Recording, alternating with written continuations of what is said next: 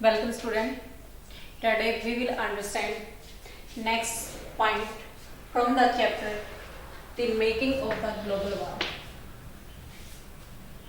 तो global world के बारे में आपने स्टडी कुछ की थी बेटा। हमने देखा था कि ग्लोबलाइजेशन कैसे होता है। इसमें 3 वे बताए थे, लेबर, ट्रेड और इन्वेस्टमेंट। इन सभी वे से हम ग्लोबलाइजेशन को बढ़ावा देते हैं। तो यहाँ से हम आगे स्टडी करेंगे कि हमारे इंडिया ने इसमें किस प्रकार से अपना रोल किया था। तो अब देखिए यहाँ पे endangered labour migration from India. India से पहले तो हमें ये पता होना चाहिए कि इंडेंजर्ड लेबर होता क्या है बेटा। इंडेंजर्ड लेबर एक means bounded labour, those person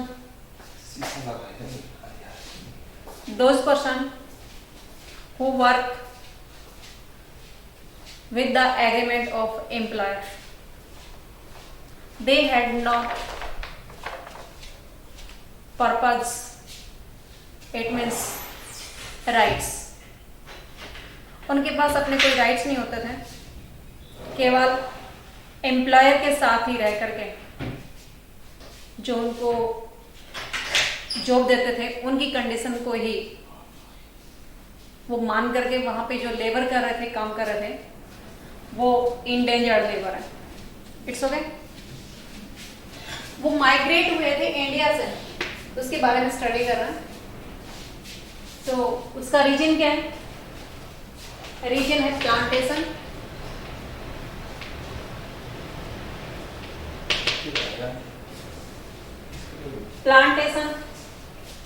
mine, road and railway construction.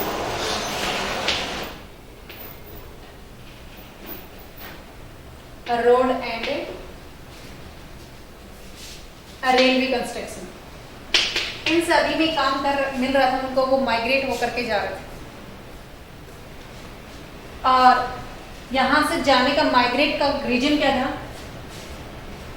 Reason था decline of cottage industries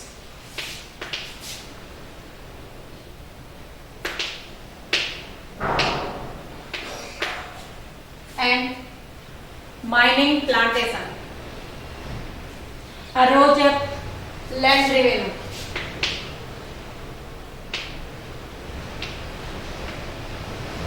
land rent, land का रेंट बढ़ गया था, उनपे लैंड रेवेन्यू ज्यादा कलेक्ट किया जा रहा था और प्लांटेशन के लिए लोगों को फोर्स किया जा रहा था। माइन से नेचुरल रिसोर्सेज का एक्सप्लोटेशन हो रहा था, जिससे बहुत सारे लोगों का रेजिडेंस वहां खत्म हो गया था। इन्हीं सब रीजन से वो उस एरिया को छोड़ करके माइग्रेट हो रहे थे। जो लोग माइग्रेट हो रहे थे उनको काम कहाँ मिल रहा था? प्लांटेशन में, माइन में, रोड में, रेलवेज में। अब आप सोच रहे होंगे जिस माइन के लिए, प्लांटेशन के लिए वो अपनी जगह छोड़ के गए हैं, उसी में काम। इट मीन्स उस एरिया में जब उनको काम नहीं मिल रहा था, वहां पॉवर्टी आ गई थी, तो वो दूसरी कंट्री में गए। इंडिया और चाइना के मैक्सिमम बहुत सारे लोग जो पॉवर्टी लाइन से नीचे थे, यानी कि पुअर थे, migrated by the British east India company in other country. Caribbean island में हम इसमें देखेंगे। कैरिबियन आइलैंड जो अमेरिका के कॉन्टिनेंट्स के साथ में पड़ता हुआ है वहां पे, तो वहां जो कंट्री थी जहां पे ये माइग्रेट होकर के गए थे, उसमें हमारे पास स्पेशल नाम आता है Trinidad,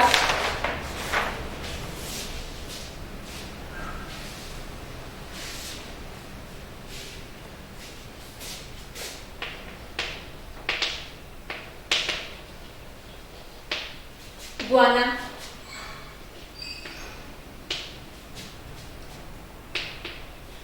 Suriname.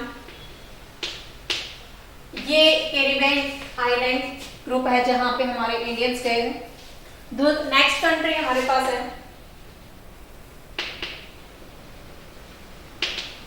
Mauritius and Fiji. Fiji तो स्मॉल इंडिया के नाम से जानी जाती है, छोटा भारत, क्योंकि फिजी का जो कल्चर है वो इंडिया के कल्चर से मिलता है। कैसे मिलता है उसकी स्टडी हम बाद में करेंगे। तो ये सारे लोग यहाँ पे हमारे इंडिया से माइग्रेट, चाइना से भी काफी लोग माइग्रेट होकर के गए थे। तो यहाँ पे जो मीडिएटर का काम करने वाले थे वो एजेंट होते थे। Agent tempted to workers with the false information, झूठी आश्वासन दे करके, झूठा सूचना दे करके उनको टेम्प्टेड कर रहे थे, बहला रहे थे। एंड जब वो पहुंच रहे थे तो उनका जो ट्रेवलिंग का सिस्टम था या काम करने की जो पोजीशन थी, बाद में वो उससे फेस टू फेस होते थे, तो उनके पास वहां पे काफी प्रॉब्लम क्रिएट होते थे। They had to take a agreement with the plantation owners for a 5 years। 5 साल के लिए वो उस प्लांटेशन में अगर वो माइग्रेट होकर चला गया तो वो एजेंट तो उनको लेके जाते थे और वो लोग तैयार भी हो जाते थे, क्योंकि उनकी पोजीशन इंडिया में भी काफी क्रिटिकल थी। इसलिए माइग्रेट होकर के अदर कंट्री में पहुंचते तो वहां पे भी उनकी पोजीशन ऐसी होती, बट उनके लिए 5 इयर्स के लिए उनके पास एग्रीमेंट होता था कि 5 साल तक यहाँ काम करेंगे। उन लोगों के नाम नहीं बट नंबर से उसको पहचाना जाता था। अगर वहां से कोई भी आदमी बच के निकलना चाहे तो वो अगर पकड़ा जाता तो उसको पनिश होता था। ऐसे उनके पास से हालात थे। It's okay. और लो बेसिस पे उनको काम करना होता था। अब नेक्स्ट पॉइंट पे हमारे पास आता है बेटा, यहां जो तिरिंदाद है और गुआना, वहां पे कॉर्निवल होता है। विशेष करके हम तिरिंदाद के बारे में पढ़ेंगे।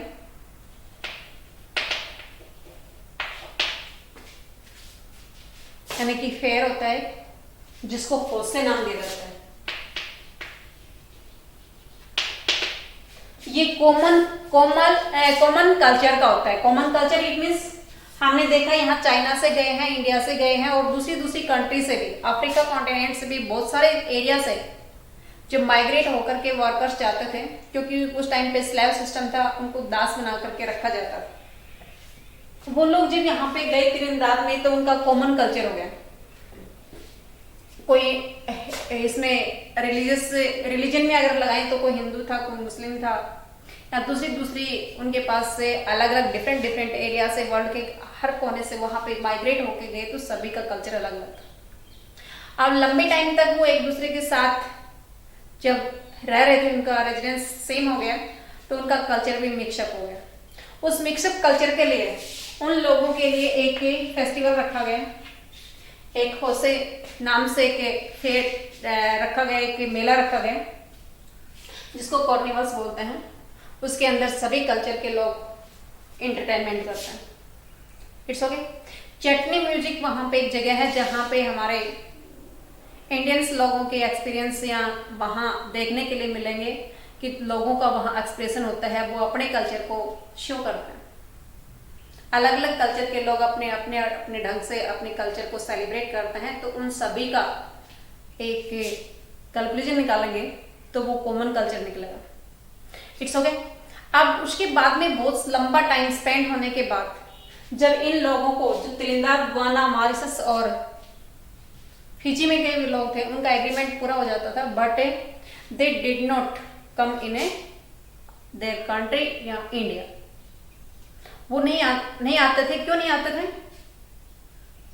क्योंकि वो वहीं का एक दूसरे की फ्रेंड सर्कल में रह करके वहीं के बन करके रह जाते थे। यहाँ पे कई नाम आपके पास दे रखे हैं।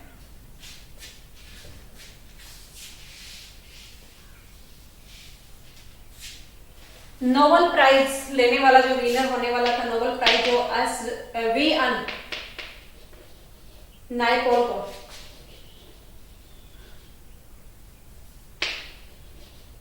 वी.एन. नायपॉल को जो ये प्राइज मिला हुआ है, नोबेल प्राइज, उसका नाम सुनने के बाद ये हमें लगता है कि हमारा इंडियन ही है। वेस्ट इंडीज का जो खिलाड़ी है क्रिकेट का, कौन सा, ये है शिव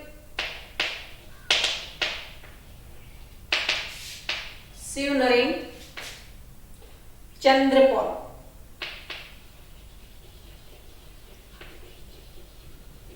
और दूसरा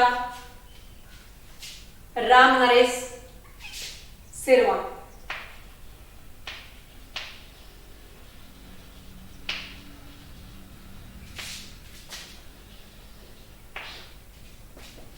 इन सभी का नाम, वेस्ट इंडीज के खिलाड़ी हैं ये।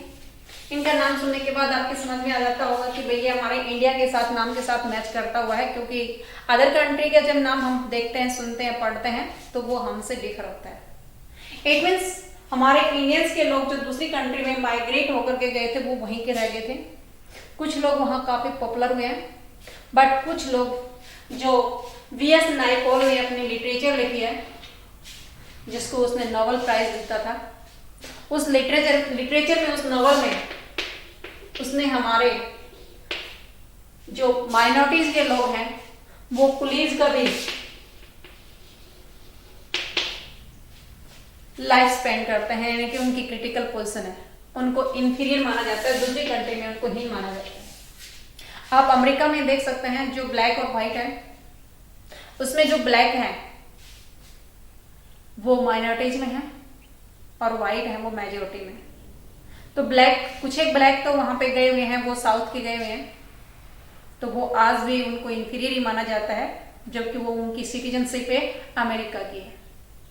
इस प्रकार की पोजीशन हमारे दूसरी कंट्री से माइग्रेट किए हुए लोगों की पॉजिटिव और नेगेटिव दोनों ही इंप्रेशन उसके रहे हैं।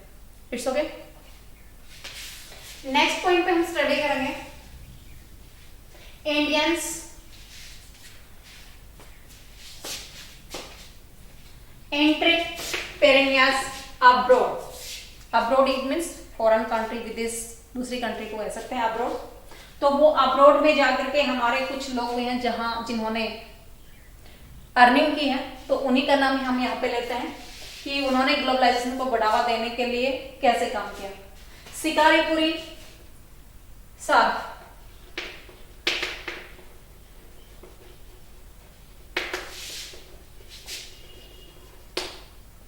और दूसरा नाम है नाटू कोटर चटिया।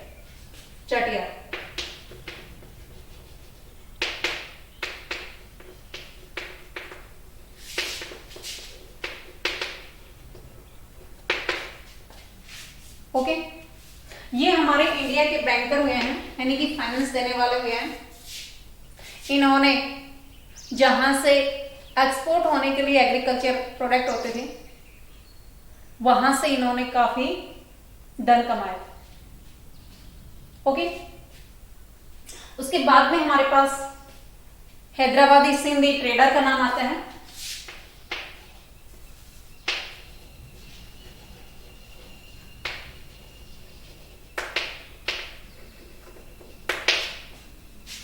इसने ये अपना एम्पोरियल वहां पे खोलता था जहां टूरिज्म स्पॉट होता था, तो उस शॉप में वो हर प्रकार के अपने आइटम्स रखता था और वहां से अर्निंग काफी करता था।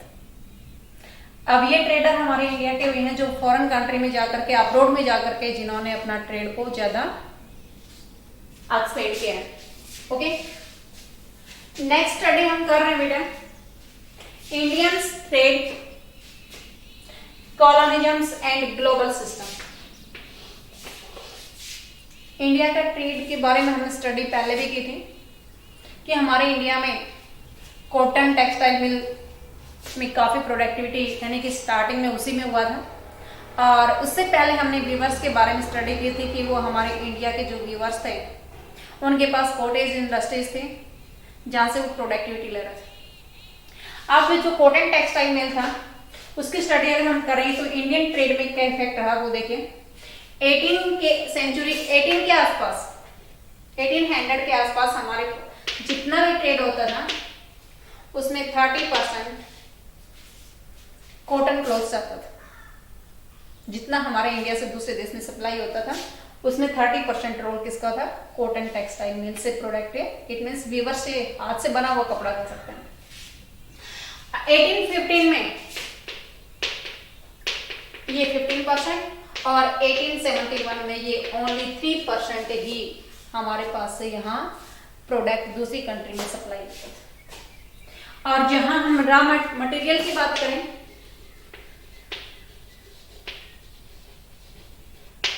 उसमें कॉटन जो रॉ होता था, रॉ कॉटन होता था, उसकी सप्लाई होती थी वो 1812 में 5%, 1871 में वो 35%, यानी कि अब रॉ मटेरियल जाने लगा। पहले कॉटन क्लॉथ जाता था।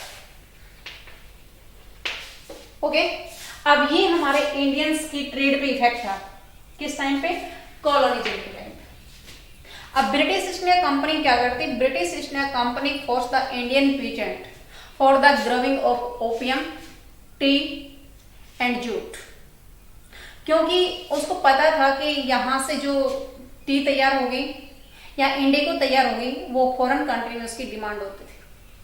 ओपियम का जो प्लांट होता है वो काफी फ्रैजाइल होता है, नाजुक होता है, बट फिर भी वो फोर्स करते थे because they wanted to purchase this product at cheap rate and a supplied sold in a China country with a high rate. इस प्रकार से वो यहां से इंडिया से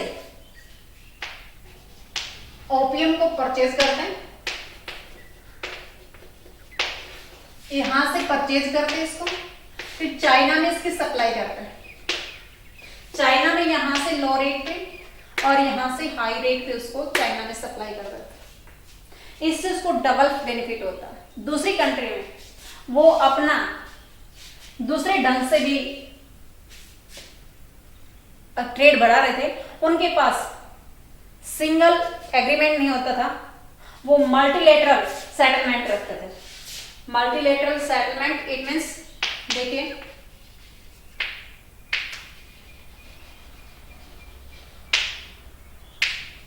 multilateral settlements it means India के साथ जो ओपियम उसने परचेज किए हैं और चाइना के साथ उसने सप्लाई करके उसने प्रॉफिट लिया है। अब यही इसी प्रकार से दूसरी प्रोडक्टिविटी वो चाइना से परचेज करके अगर दूसरी कंट्री में, जापान में या दूसरी कंट्री में वो सप्लाई करता है तो वहां पे वो हाई ना लेकर के और लो रेट पे भी वो उसको सेल कर देता है। तो यहां से उसको नुकसान होता है, यहां से उसको प्रॉफिट होता है, बट उसकी प्रॉफिट ज्यादा था। एक कंट्री से दूसरी कंट्री के साथ जो उसका एग्रीमेंट होता था वो सेम नहीं होता था, उसी को नाम दिया है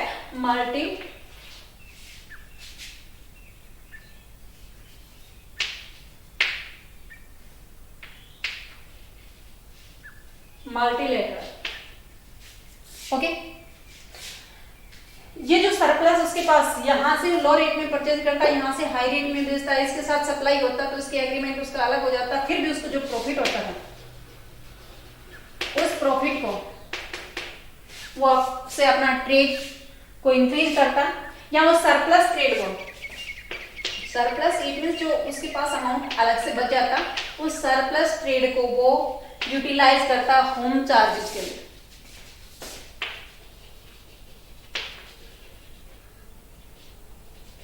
होम चार्जेस इट मींस जो ब्रिटेन के अंदर जो इन्वेस्टमेंट उसको करना होता था, उनके रिटायर्ड को कोई ऑफिसर को पेंशन देनी होती थी या कोई जॉब करने वाला जो कैंडिडेट था, ऑफिसर था, उसको पेमेंट देनी होती थी, किसी प्रकार का जो भी उसको इन्वेस्टमेंट करना होता था, उसका जो ब्रिटेन का जो खर्चा होता था वो ब्रिटेन का खर्चा यहाँ से सरप्लस ट्रेड से वो चलाता था, ये प्रॉफिट से चलाता था। इस प्रकार से ग्लोबलाइजेशन का बढ़ावा देने के लिए हमारे इंडिया के अंदर जो ब्रिटिश इंडिया था उस टाइम पे हमारे इंडियन ट्रेड का ये इफेक्ट है। It's okay.